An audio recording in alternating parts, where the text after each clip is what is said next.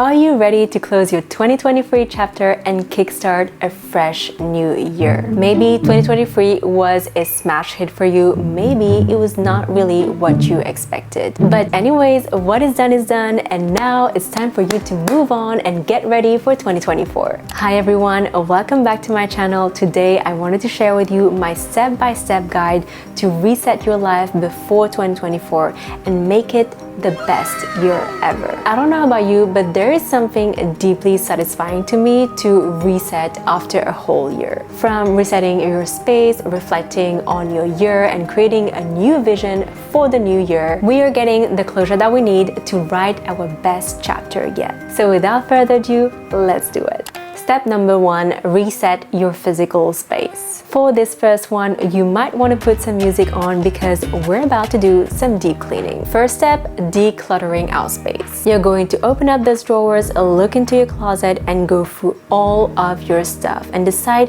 what we are keeping and what we are not. There is no point in holding on to things that we do not need or we haven't used in a while. I kind of see clutter as this heaviness in our space that kind of prevents the energy from flowing, and we don't really want that. So we're either going to throw or donate the things that we do not need anymore. And I know the closet is the hardest place because we all have those clothes that we haven't worn in months on end, but we hold on to them just in case we might need them someday, right? But once again, you need to make space for the better and new things that are coming your way. So don't be shy on those donations, okay? Now that the decluttering is done and your space is feeling so much lighter, it's time to do some deep cleaning. We're going to be Dysoning, we're going to be scrubbing and making sure that our space is squeaky clean. No corners are to be spared. Because let's be honest, we do not want to start our year in a crusty, messy space, okay? It's not gonna feel good and it's not the vibe. We want everything to feel fresh and clean and nice.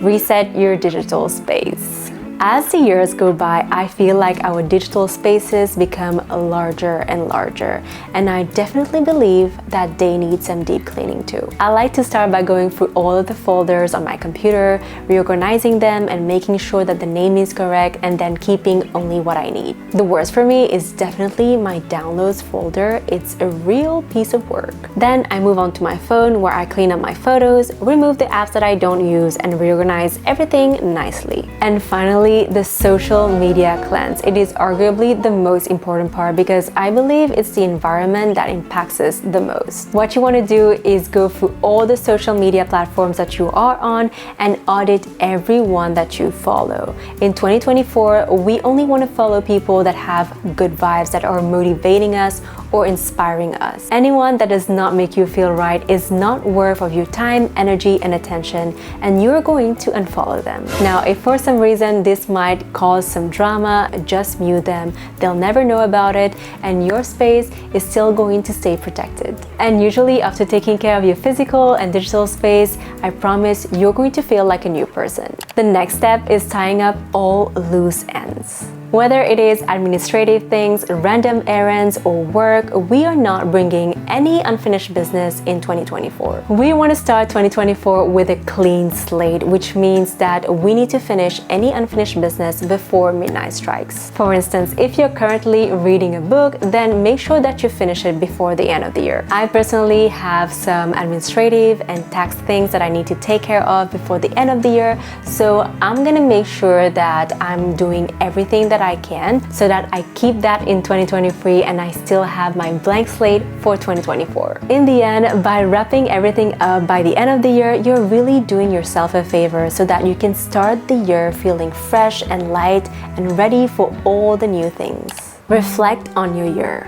Whether or not you are a journal person, I strongly recommend that you do take some time to reflect on the past year and journal about it. You really don't need to be writing a novel here. That is really not the point. The point here is really for you to get some closure over everything that you have done and everything that you've been through this year. Here are some prompts that I usually use for my end of year reflections, and maybe they can help you too. reflect on the goals that you have set for yourself in the beginning of the year and kind of see where you fall in regards to them. What did you achieve? What did you not achieve? And why you think that is. However, when you're doing that, and if you have identified some goals you haven't completely fulfilled, you still need to acknowledge the progress you've made in regards to those. So maybe you haven't reached the golden number that you initially set for yourself, but that doesn't mean you're still at zero, right? Maybe you're 50% there, and that still counts for something. Progress is progress, it's not failure, so don't be too harsh on yourself.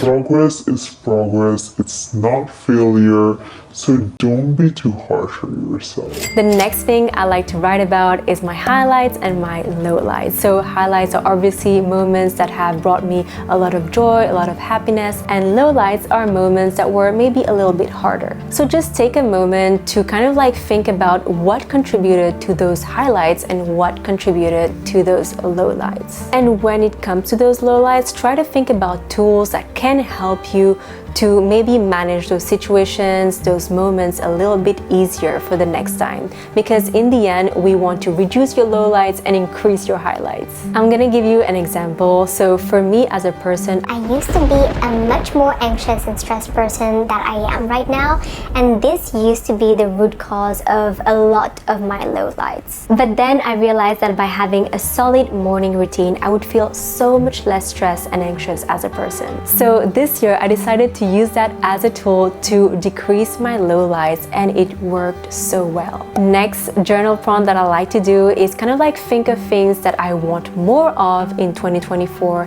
and things that I want less of. This is basically where you're going to identify the things, the activities, and the people that bring you joy and that make you a happier person in general. Because we want to capitalize on that and create even more beautiful moments for you in 2024. Those are free prompts that I always do by the end of the year, and they really help me kind of like get the closure that I need on 2023 and move on. Which brings us to our last step, creating a vision for 2024. Now, before I go on, I just want to say I did not include the whole goal setting process in this video because I made a dedicated one a few weeks ago, so definitely go check it out. The first step in creating this new vision for the new year is about describing the person that you want to be. And you're going to do that by answering the following questions in present tense as if you were her already. What does she do? What does her day-to-day look like? What does her morning routine look like?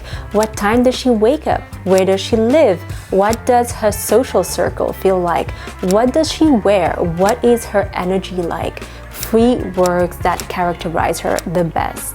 This is not only a great way for you to reflect on the person that you want to be, but it's also a very powerful manifestation technique. You see, when you're writing all those things in present tense, you're actually impersonating that person for a moment.